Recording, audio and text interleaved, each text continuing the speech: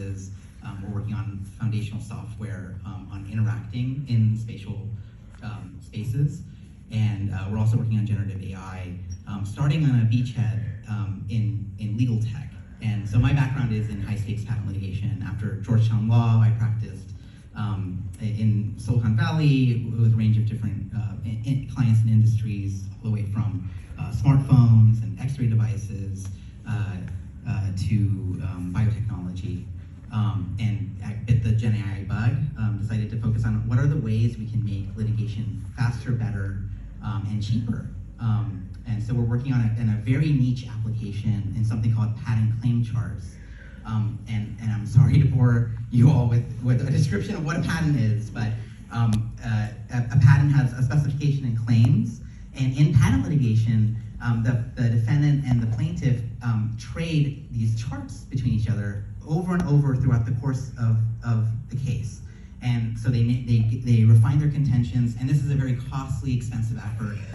Back of the napkin math is $2 billion a year just in the US on attorneys making claim charts. So I think we can make those claim charts 1,000 times faster and 99% cheaper than before. So that's something that we're working on now. Which means we can set those lawyers free to use their big brains on something else, right? Exactly. Isn't that the promise of AI? Absolutely, right? And it'll enable attorney time to go in places that are most productive, most challenging, the places where human judgment is the most important. So that's where we can focus those resources moving forward. Great. Well, maybe you guys both have such interesting and yet diverse backgrounds in sort of startup land, and I'm sure many people in this room have spent their lives, their professional lives, or maybe portions of their professional life thinking about startups here in San Francisco. And as I, work with some of my angel investor groups and VCs, I'm hearing sometimes I'm hearing panic, like, wow, startups just are gonna look different. The way they get funded is different, the way we should think about them as investors is different, the way people are building them are very different, and you guys have such great experience in that. How do you think that AI is not only changing, we'll get into like how it's changing our daily lives, but how do you think it's shifting the startup ecosystem? You want to go first? Yes, I can start with that. So I think, AI startups are right now very attractive to venture capital.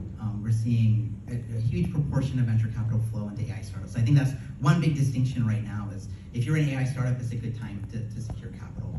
I think AI startups are both easier and harder in certain ways, especially if you're a founder just starting out.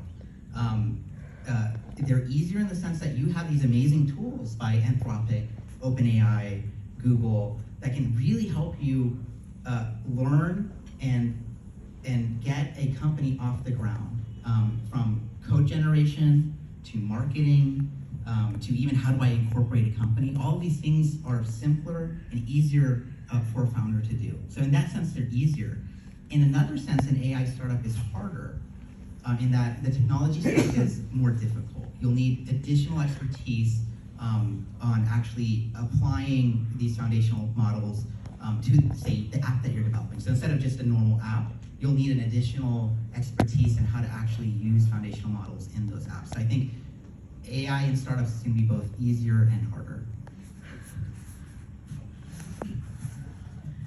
So AI is a big buzzword, and everyone, now whether or not it's actually AI driven or not, has AI as a word in their pitch deck.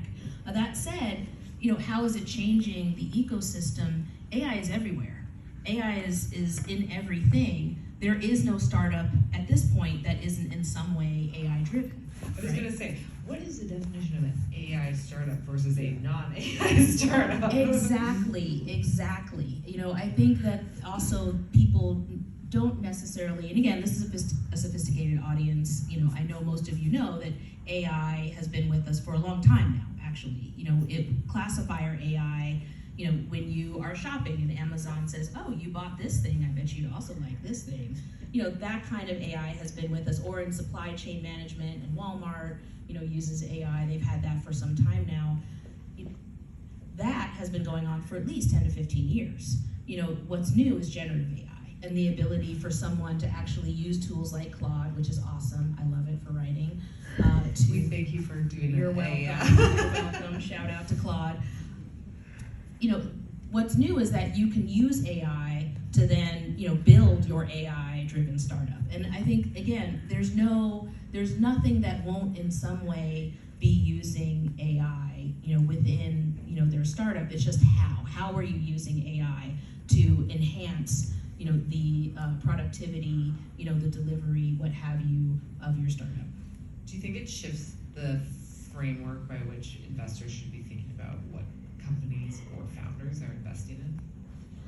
Absolutely. I think it's easy. You know, one of the things that I've learned as an impact investor is that it's a much more subjective process investing in a startup than I realized. Of course, people do due diligence and so forth, but at the same time, I think that, you know, that temptation to say, oh yes, this, you know, potato chip company, you know, that's going to deliver the best, you know, potato chips to people's doors is absolutely AI driven. You know, I think that, you know, the seduction of that, right, is high, you know, because investors are looking for that. They want to know that you're aware that AI is a thing and is going to be important in the building of your startup. So, you know, I think, you know, it is important to use your discretion. I think both as a startup founder to not fake it, right? You know, be real, be sincere, be smart about how you're talking about how AI is, you know, actually influencing, you know, the development of your company. And I think, you know, investors, you know, and employees, you know, need to, you know, also be smart